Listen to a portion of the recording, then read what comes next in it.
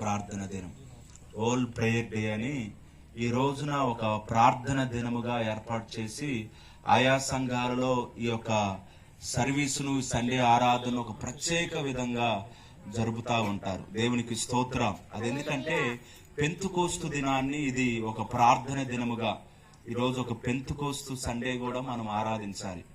మరి చక్కగా మనం ప్రభు నామాన్ని బట్టి, ప్రభు కృపలో కొద్ది మాటలు మనము ఈ పెంతుకోస్తు దినాన్న, ఈ ప్రార్థన దినాన్న కొద్ది మాటలు మనం జ్ఞాపకం చేసుకుందాం. దేవుని వాక్యములో నుండి అపోస్తుల కార్యముల గ్రంథము 1వ అధ్యాయము 14వ వచనాన్ని చదువుకుందాం. 14వ వచనం. వీరందరూ వీరితో కూడా కొందరు స్త్రీలను యేసు తల్లి అయిన మరియయు ఆయన సహోదరును ఏక మనసుతో ఎడతెగక ప్రార్థన చేయుచుండిరి. స్తోత్రం, హల్లెలూయా. చూడండి, దేవుని వాక్యాన్ని బట్టి మనం జ్ఞాపకం చేసుకుంటే ఈ ప్రపంచ ప్రార్థన దినము రోజు, ఈ పెంతుకోస్తు దినాన్న దేవుని వాక్యం ఏమైనా సెలవిస్తుందంటే, ఆనాడు యేసు ప్రభువారు ఆయన మరణాన్ని గెలిచి, సమాధిని గెలిచి లేచిన తర్వాత 40 రోజులు అందరికి యేసు ప్రభువారు కనపడ్డారు.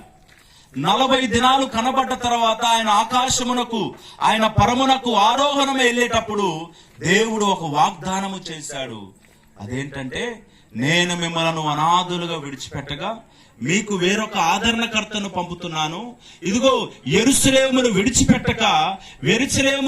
విడిచిపెట్టి మీరు వెళ్ళక ఆ పరిశుద్ధాత్మను పొందు వరకు మీరు యెరూషలేములో కూడుకోమని ప్రార్థన చేయమని చెప్పగానే 120 మంది మేడగదిలో యెరూషలేములో ఏం చేస్తున్నారంటే వారు ఎడతెగక ప్రార్థన చేస్తున్నారంట. స్తోత్రం.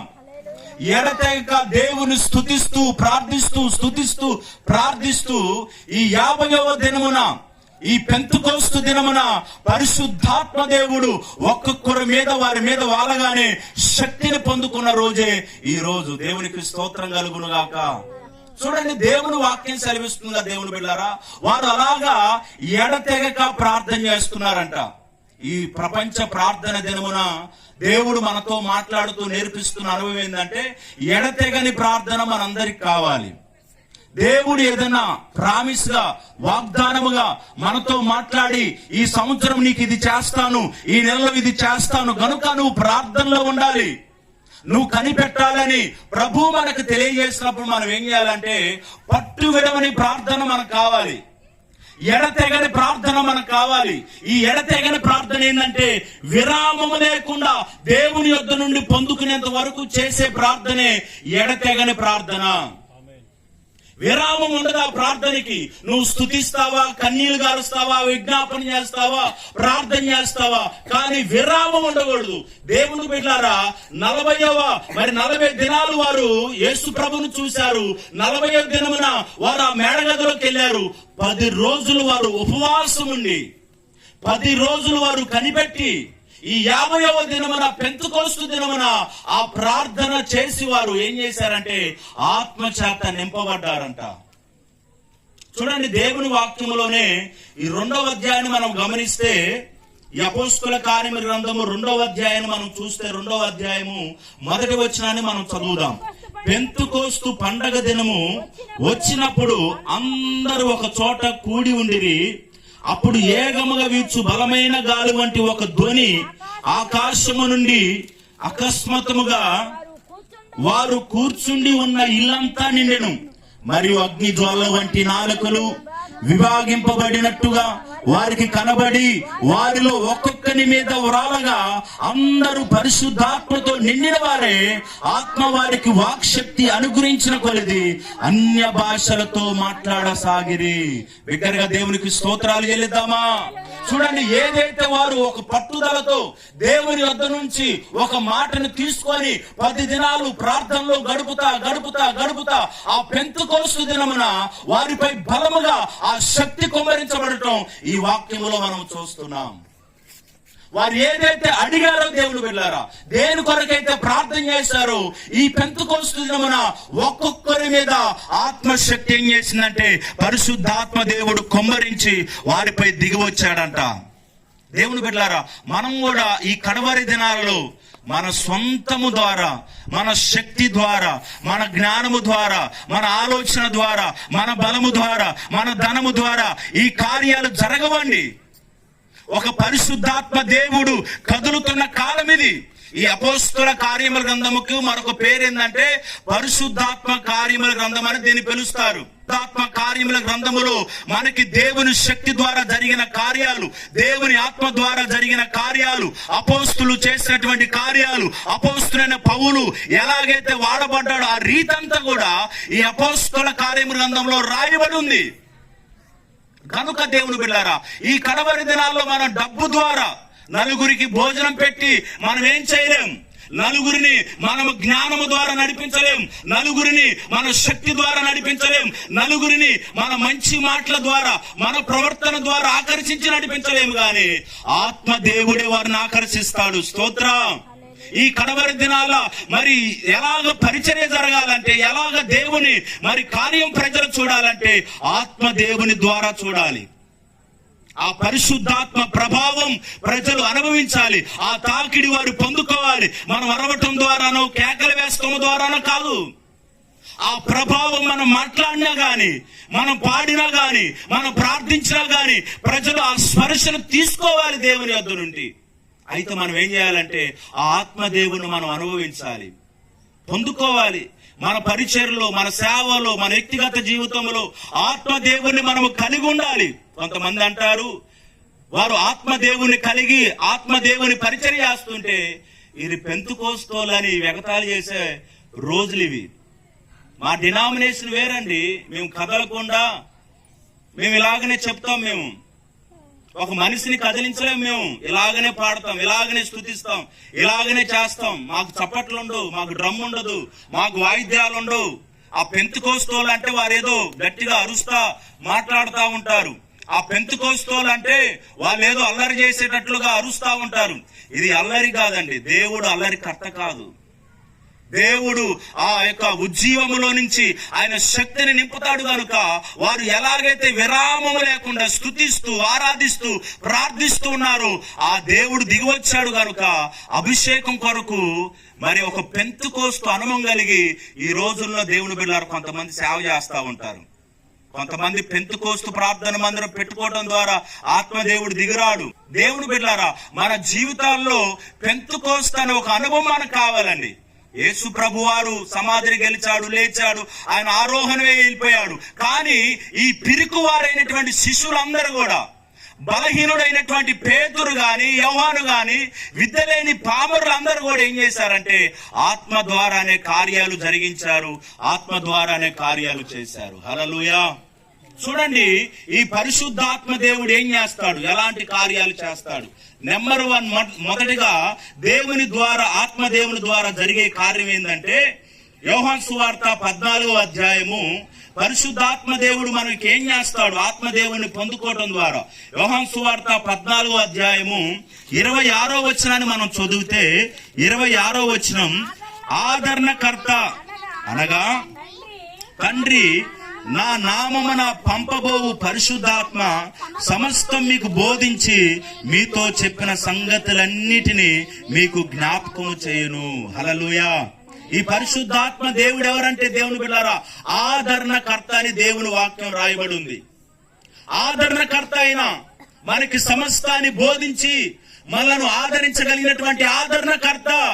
ఈ రోజున చాలా మంది మనుషుల ద్వారా దుఃఖపడేవారు ఉంటారు, మనుషుల ద్వారా కన్నీళ్లు విడిచేవారు ఉంటారు, సమాజము ద్వారా, కుటుంబము ద్వారా. దేవుని బిడ్డలారా సేవలో కూడా మరి ఒక్కొక్క సేవకుడు బలపరచబడి ముందుకెళ్తున్నాడంటే ఈ ఆదరణకర్త పరిశుద్ధాత్మ దేవుడు ప్రతి ఒక్కరిని ఏం చేస్తున్నాడంటే ఆదరిస్తా ఉన్నాడు. దేవుని బిడ్డలారా ఆయన మనల్ని ఆదరిస్తాడండి. చూడండి, కీర్తనలో ఒక మాట ఉంటది కదా, 94వ కీర్తన, అంతరంగమందు విచారం వెచ్చుగా నీ గొప్ప ఆదరణ నా ప్రాణమునకు నెమ్మది కలగజేయుచున్నది. హల్లెలూయా. చూసారా, కీర్తనకారుడు ఒక చక్కని మాట అంటాడు కదా, నీ గొప్ప ఆదరణ నా ప్రాణమునకు అది నెమ్మది కలగజేస్తుందంట. అందుకనే దేవుడు నీకు ఆదరణకర్తను, ఆదరించే దేవుణ్ణి మీ కొరకు నేను పంపించున్నాను. ఆయన మీకు ఏవే సంగతులు జ్ఞాపకం చేస్తాడో దాని ప్రకారంగా మీరు నడుచుకోండి అని ఆదరణకర్తని లోకానికి పంపించాడండి. మన దేవుడు ఆదరించేవాడు. హల్లెలూయా. చాలా సార్లు మనం దుఃఖపడ్డప్పుడు, మనం సమస్యల్లోకి వెళ్ళినప్పుడు, మనం కన్నీళ్లు విడుస్తున్నప్పుడు చిన్న ప్రార్థన చేస్తాం, ఒక పాట పాడుకుంటాం. వెంటనే ఎక్కడ లేనటువంటి నెమ్మది మనం పొందుకొని బయటకు వచ్చేస్తాం. మనకేం కలిసి రాలే, డబ్బు రాలే, లేదా ఒక ఫోన్ వార్త ద్వారా ఏదో జరిగిద్దని మనకేం వార్త వినవాలే. కానీ ఆ ప్రార్థనలో, ఆ వాక్యం చదివినప్పుడు, ఆ ప్రార్థనలోకి వెళ్ళినప్పుడు, ఒక పాట పాడినప్పుడు మనం ఏం చేస్తామంటే ఆత్మదేవుడు మనల్ని దర్శిస్తా ఉంటాడు. కాబట్టి ఆయన మన ప్రాణమునకు గొప్ప ఆదరణ కలగజేసి నెమ్మదితో ఆ ప్రార్థన స్థలాన్ని విడిచిపెట్టి మనం బయటకు వస్తాం. వెనక అన్ని ఉంటాయి, మరలా సమస్యలు వెనక, అప్పులు ఉండొచ్చు, సమస్యలు ఉండొచ్చు, పోరాటాలు ఉండొచ్చు, ఇబ్బందులు ఉండొచ్చు. ఎన్ని ఉన్నా గాని దేవుని బిడ్డలారా ఆ గొప్ప ఆదరణ పొందుకొని మనం బయటకు వస్తాం. దేవుడు ఆదరణకర్త అండి. కనుక ఈ పరిశుద్ధాత్మని పొందుకోవటం ద్వారా ఎప్పటికప్పుడు మనం ఏం చేయబడతామంటే ఆదరించబడతాం. మనుషుల చేత కాదు, ఆత్మదేవుడే. మనం ఒంటరి అయిపోయిన సేవలో, మన కుటుంబంగా ఒంటరి అయిపోయినా గాని, ఎవరు మనల్ని ప్రేమించేవారు లేకపోయినా, ఎవరు మన దగ్గరికి వచ్చేవారు లేకపోయినా, దేవుని వాక్యం సెలవిస్తోంది కదా, ఒకని తల్లి వారిని ఆదరించినట్లుగా నేను మిమ్మల్ని ఆదరిస్తాను. దేవునికి స్తోత్రం. చాలు చాలు చాలు.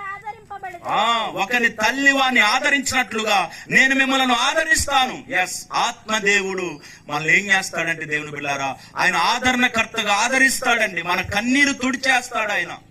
మన హృదయములో మనకున్న ఆ భారాన్నంతా దేవుడు తొలగించి ఆదరణని, నెమ్మదినిస్తాడు. మనం ఏం కోల్పోయినా, చాలా సార్లు మనం కోల్పోతా ఉంటాం. చావు అంటే అన్ని పొందుకునేదే కాదు, కొన్ని సార్లు నష్టపోతా ఉంటాం, కోల్పోతా ఉంటాం. ఎన్నో దుఃఖకరమైనటువంటి పరిస్థితులు, వస్తువు, బంధువులు, పిల్లలు ఎన్నో కోల్పోతా ఉంటాం. సేవలో చాలా మంది దైవజనులు వారి ప్రాంతాలు వదిలిపెట్టి విలియం కేర్ ఇక్కడికి వచ్చాడు భారతదేశానికి. దేవుని బిడ్డలారా ఆయన వచ్చినప్పుడు తన భార్య పిచ్చిదైపోయింది, తన కుమార్తెలను, తన పిల్లను పోగొట్టుకున్నాడు, తన చేతులతో సమాధి చేయవలసినటువంటి పరిస్థితి వచ్చింది. ఎన్ని కోల్పోయినా గానీ ఆయన బైబిల్ను తర్జుమా చేయటం ఆపలేదు. ఆయన ఈ లోకానికి చేయవలసిన మేలంతా దేవుడి ద్వారా జరిగించాడు. ఒక విద్యను తీసుకొచ్చాడు. ఆచారాలు, మూఢనమ్మకాలను తొలగించడానికి ఒక పాత్రగా ఆయన వాడబడ్డాడు. ఈ భారతదేశానికి విలియం కేరీ ఎన్నో గొప్ప సేవలు చేశాడు. ఎన్నో ఆచారాలను, ఆయన మూఢనమ్మకాలను తీసివేసి సమాజానికి ఒక జ్ఞానాన్ని నేర్పించాడు. హల్లెలూయా. అయితే ఆయన ఎక్కడి నుంచి పొందుకున్నాడు?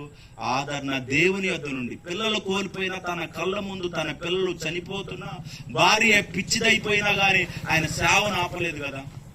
మనం దేవుని యొద్ద నుండి మనం కోల్పోతున్నా, పరిస్థితులు మారిపోతున్నా గాని దేవుని యొద్ద నుండి ఆదరణ పొందుకొని దేవుని సేవలో ముందుకెళ్తా ఉంటాం.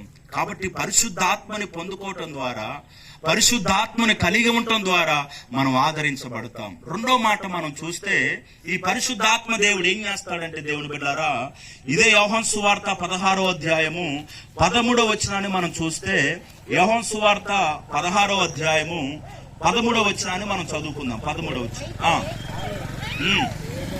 అయితే ఆయన అనగా సత్య స్వరూపి అయిన ఆత్మ వచ్చినప్పుడు మిమ్మల్ని సర్వ సత్యములోకి నడిపించును.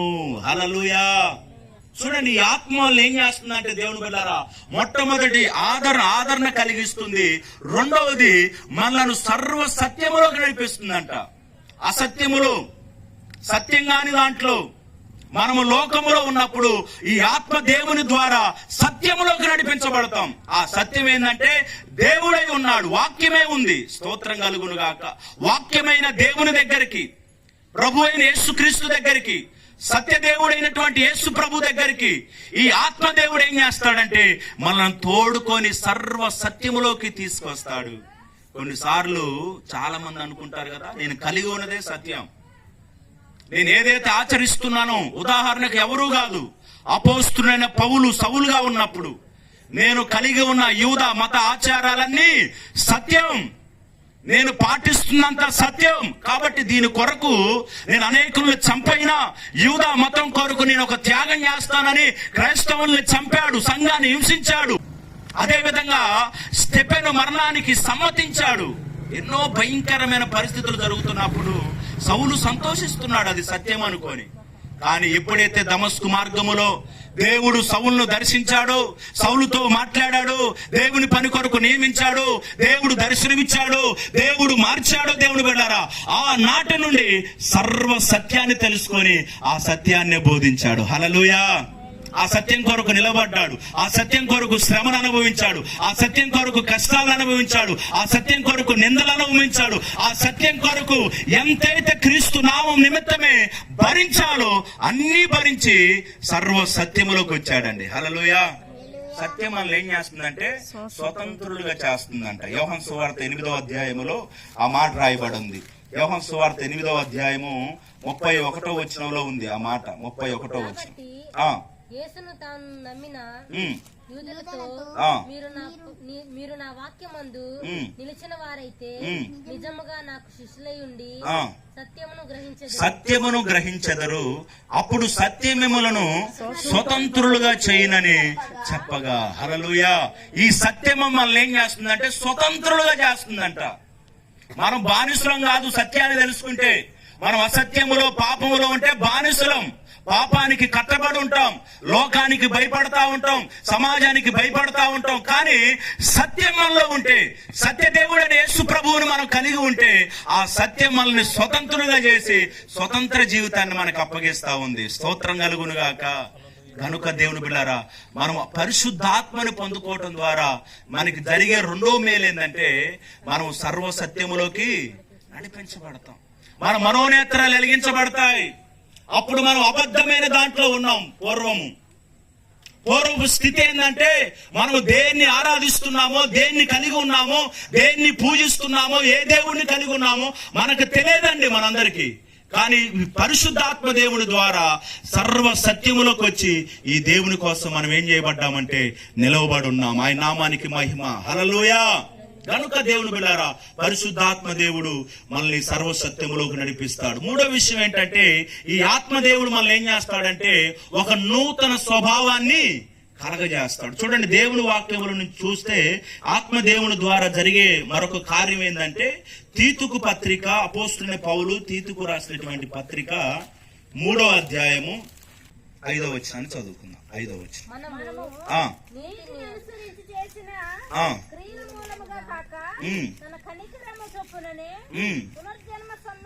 పునర్జన్మ సంబంధమైన స్నానము ద్వారా పరిశుద్ధాత్మ మనకు నూతన స్వభావము కలగజేయుట ద్వారాను మనలను రక్షించను. హల్లెలూయా.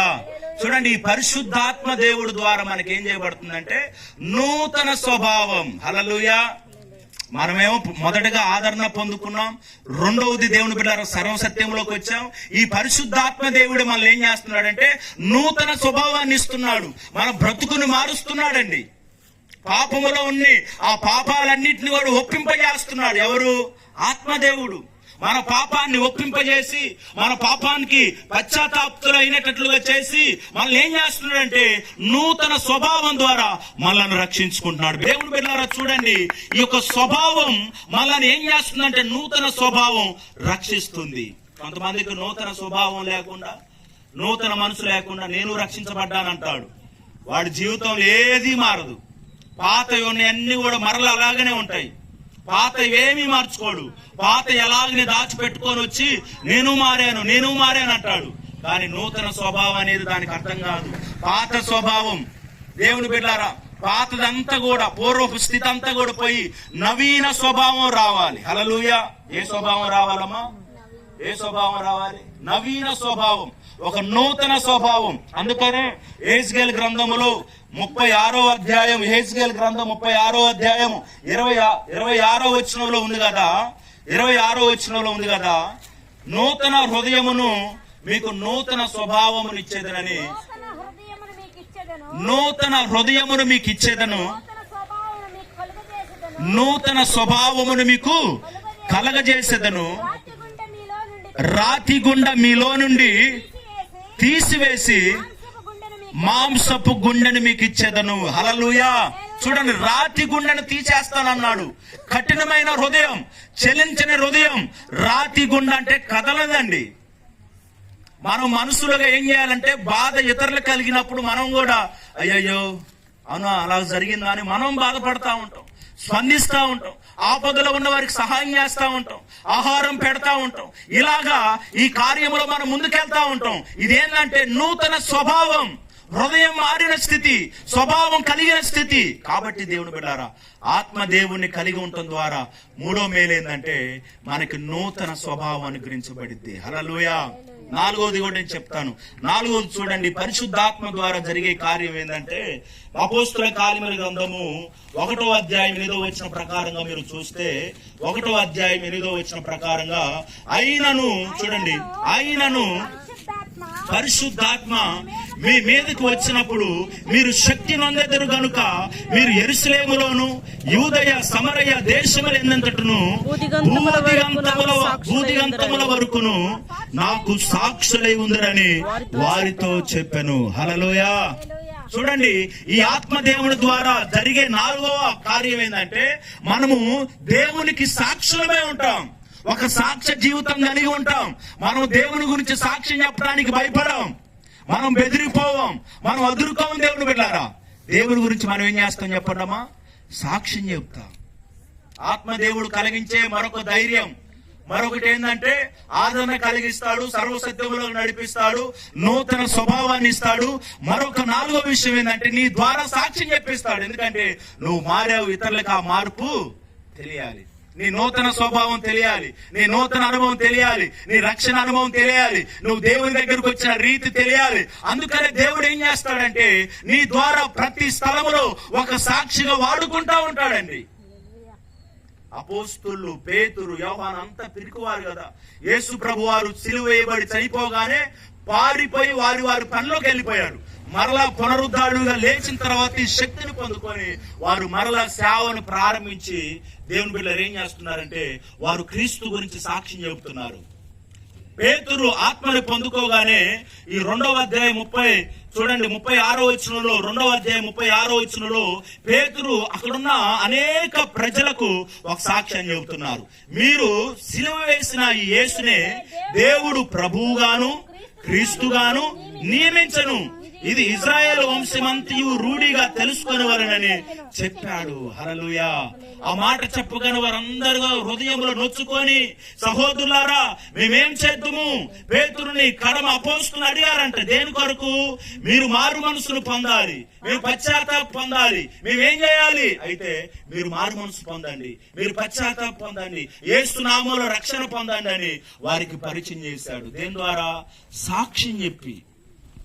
ఈ రోజున అనేకులు సాక్ష్యం చెప్పి వారి హృదయపు స్థితి మారటం ద్వారా, వారి జీవితం మారటం ద్వారా ఆ సాక్ష్యాన్ని ఇతరులకు చెప్పి వారిని క్రీస్తు వైపు మళ్లిస్తున్నారండి. పూర్వపు స్థితిని తెలియజేసి, క్రీస్తు గొప్పతనాన్ని తెలియజేసి, యేసు శక్తిని తెలియజేసి ఏం చేస్తున్నారంటే దేవుని యొద్దకు అనేకులను నడిపిస్తా ఉన్నారు. హల్లెలూయా. దేవుని మార్గంలోకి అనేకులను తీసుకొస్తున్నారండి. పౌలు, పేతురు ఎక్కడ కూడా, పేతురు, యోహాను ఎక్కడ భయపడకుండా క్రీస్తుని గురించి సాక్ష్యం చెప్తానే ఉన్నారంట. చూడండి, వారు ఒక సందర్భంలో 3వ అధ్యాయం చూసేసరికి వారు మరి 3 గంటల సమయంలో దేవాలయముకు ప్రార్థనకి వెళ్ళారు. అక్కడ ఒక భిక్షగాడు, కుంటివాడు ఉన్నాడు, స్వస్థపరిచారు. స్వస్థపరచగానే ఈ సందర్భం అందరికీ తెలిసిపోయింది. అక్కడ కొంతమంది పెద్దలు యేసు నామములో స్వస్థ జరిగింది, యేసు ప్రభువుకి ఘనత వస్తుంది కాబట్టి వీళ్ళని బెదిరించి మీరు ఎన్నడూ కూడా ఆ యేసు నామం గురించి ఇంకా ప్రకటన చేయకూడదు, మీరు బోధించకూడదు, మీరు చెప్పకూడదు, మీరు సాక్ష్యం ఇవ్వకూడదని పేతురుని యోహానుని బెదిరించాడు. చూడండి, వారు ఈ 4వ అధ్యాయంలో ఏం చేస్తున్నారంటే దేవుని బిడ్డారా, 18వ వచనంలో వారు ఒక చక్కని మాట అంటారు.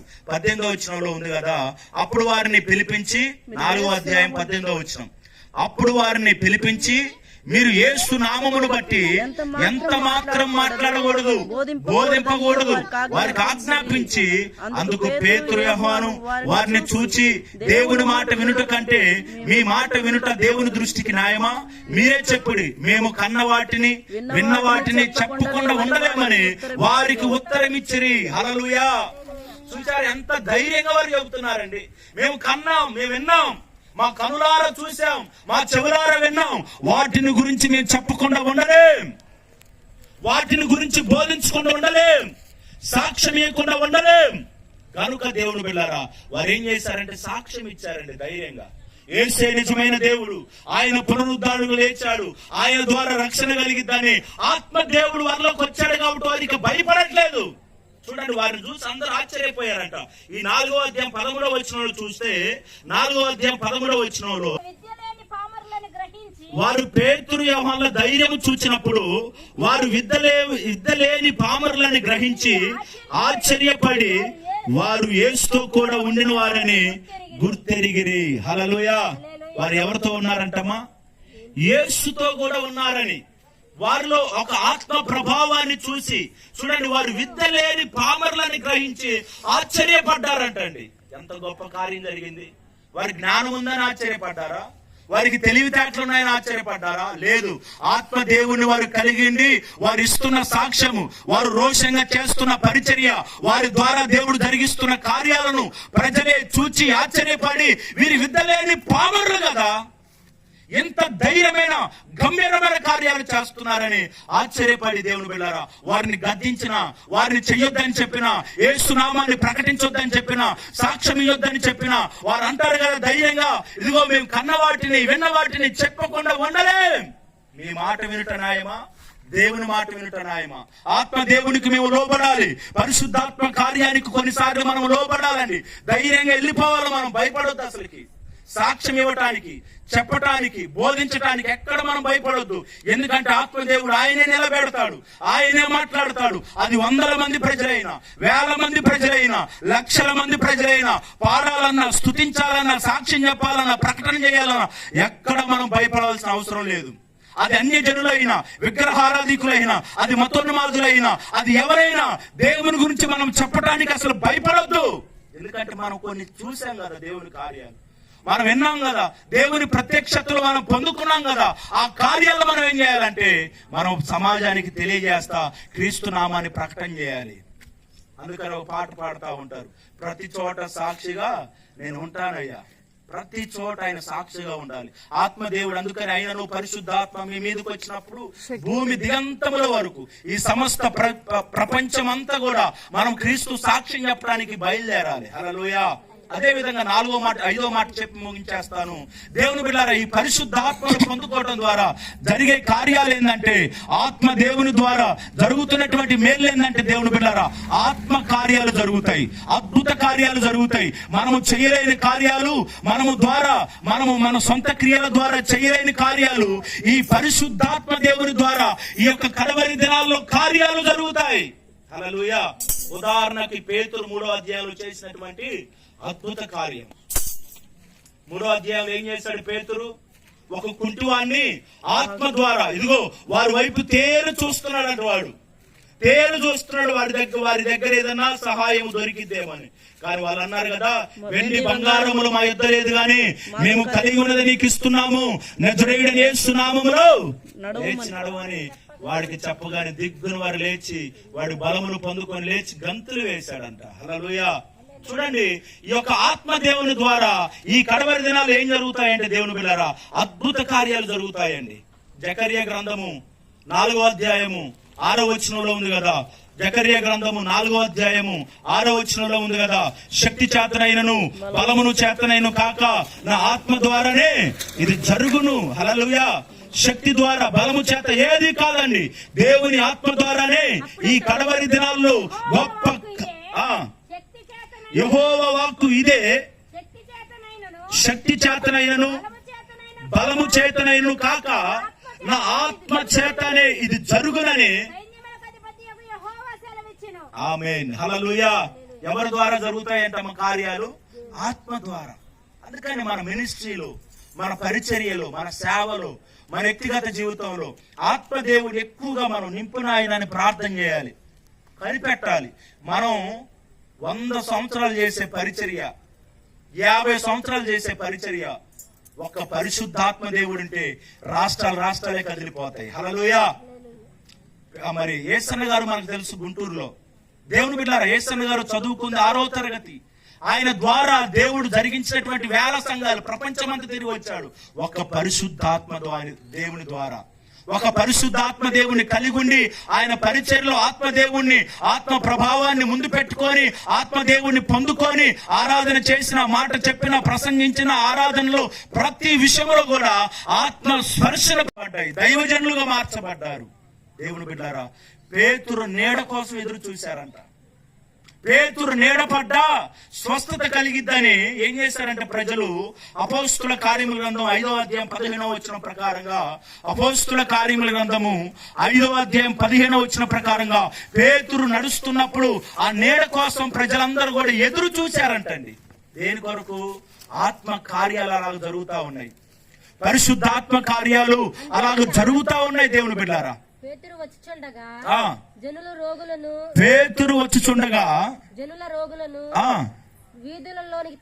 వీధుల్లోకి తెచ్చి వారిలో